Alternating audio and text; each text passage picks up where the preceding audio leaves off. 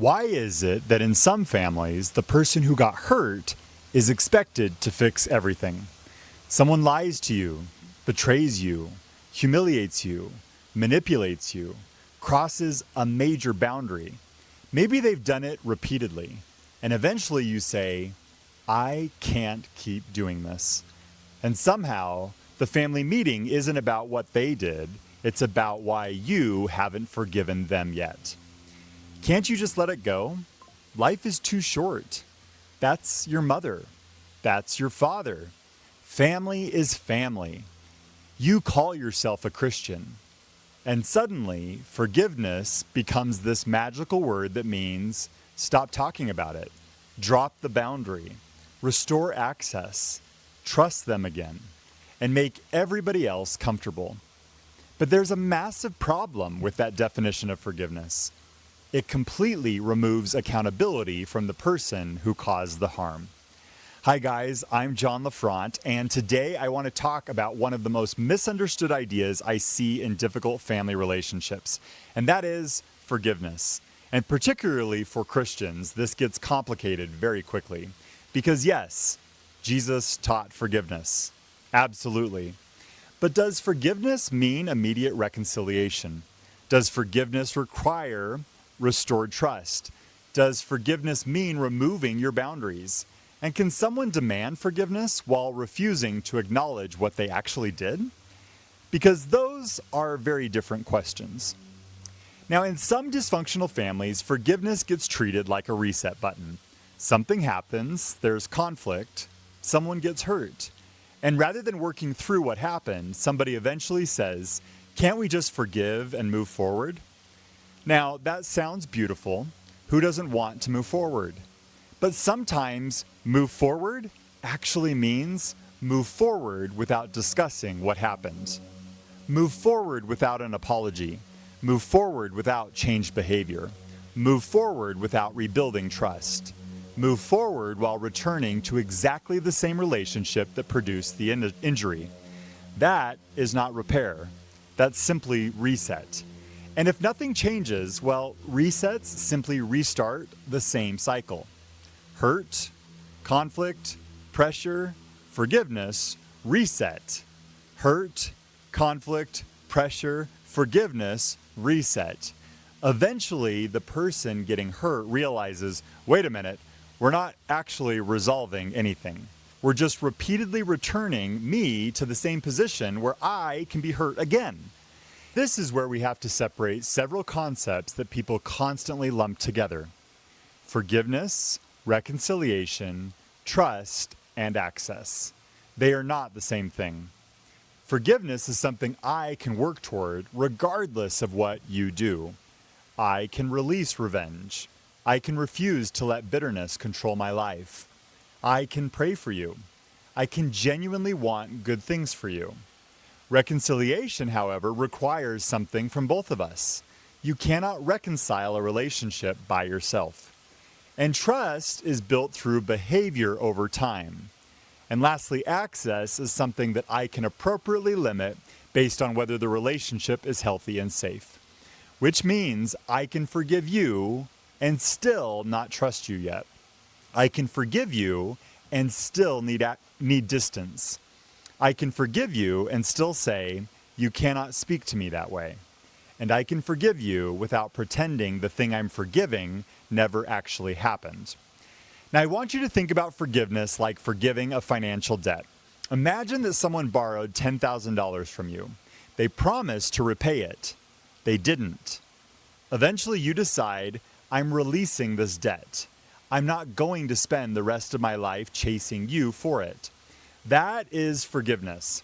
But then imagine the next afternoon, they knock on your door. Hey, can I borrow another $10,000? Would forgiveness require you to say yes? Of course not. You can genuinely release the first debt while also allowing what happened to inform your decision about the second loan. That's not revenge. That is wisdom. And relationships work similarly.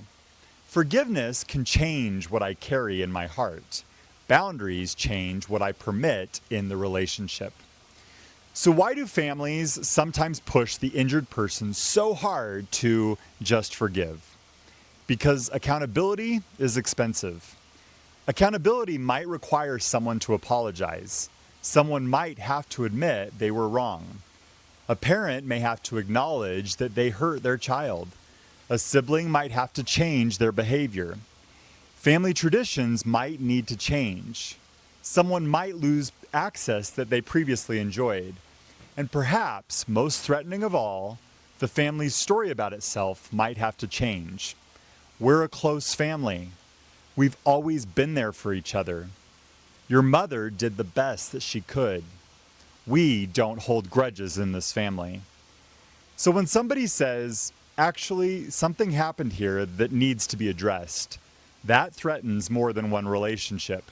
It can threaten the family narrative. And sometimes it's easier to pressure the injured person into forgiveness than ask the person who caused the injury to change. There's a version of forgiveness that looks spiritual but actually protects dysfunction. It says, don't talk about what happened. Don't expect an apology. Don't expect changed behavior. Don't establish consequences. Don't bring up patterns. And whatever you do, don't make the person who hurt you feel uncomfortable. Just forgive. I don't think that's healthy forgiveness. And I don't think it's particularly Christ-like either. Because Christianity does not teach that behavior doesn't matter. Repentance matters. Confession matters. Turning away from harmful behavior matters. Making things right matters. Grace doesn't make accountability irrelevant. Grace makes transformation possible. So, think about what a real apology communicates. I see what I did. I understand that it affected you. I regret causing that harm. I take responsibility for my part. And I want my future behavior to demonstrate that. Now, compare that with, I'm sorry you feel that way. I'm sorry, but you also... I already apologized. How long are you going to punish me? Fine, I'm sorry. Are you happy? Those aren't real repair. Those are attempts to end the conversation. A real apology isn't a password that immediately unlocks the relationship again. It's the beginning of rebuilding. And this is where Christians sometimes get especially tangled up. Because we know Christ commanded us to forgive. So people can use that command against someone who's been hurt. You need to forgive 70 times 7. Okay. But notice what forgiveness is not. Forgiveness is not permission. Forgiveness is not denial. Forgiveness is not automatic trust.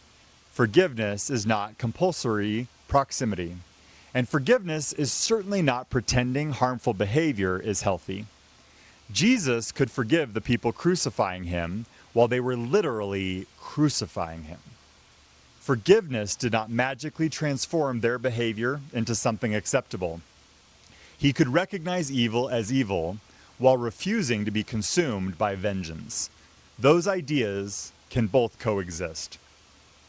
Now, this is why boundaries and forgiveness actually work beautifully together. A boundary says, I am not trying to control you. You can choose how you behave, but I also get to choose what I participate in. If you scream at me, I'll end the conversation. If you insult my spouse, we won't be staying for dinner. If you repeatedly violate our parenting decisions, you may not have unsupervised time with our children. If you continue sending abusive messages, I may stop responding. Those aren't punishments disguised as forgiveness. They're clarity. And sometimes boundaries are what finally make genuine reconciliation possible because the old dysfunctional arrangement is no longer available.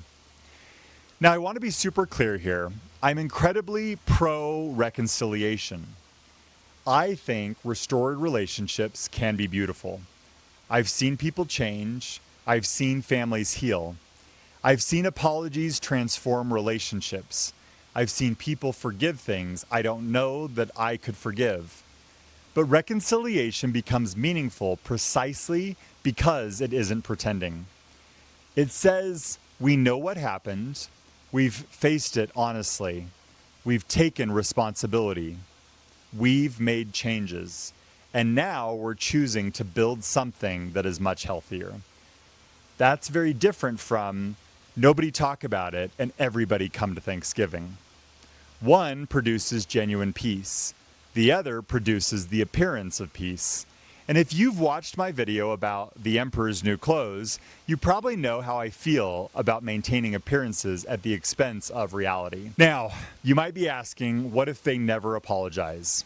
What if they never understand? What if they never change?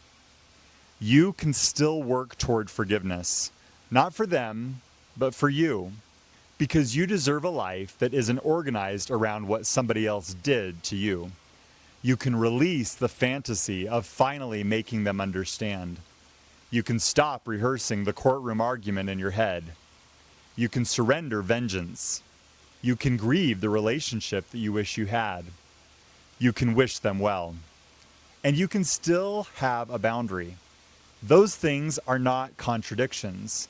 Sometimes forgiveness means I don't hate you, I don't want revenge, I genuinely hope that you have a beautiful life, but this is the level of relationship I'm capable of having with you right now. There can be tremendous peace in that.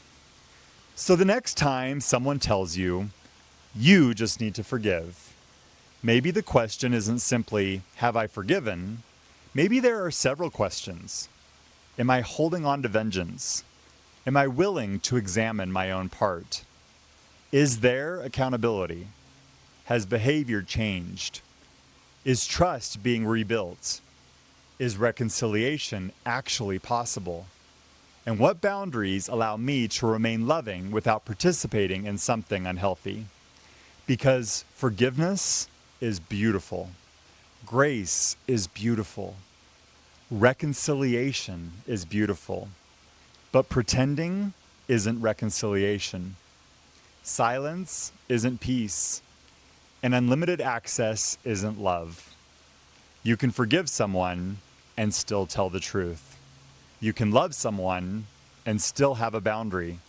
And you can hope for reconciliation without pretending reconciliation has already happened. That's actually one of the central ideas behind our book, Christ-like Boundaries.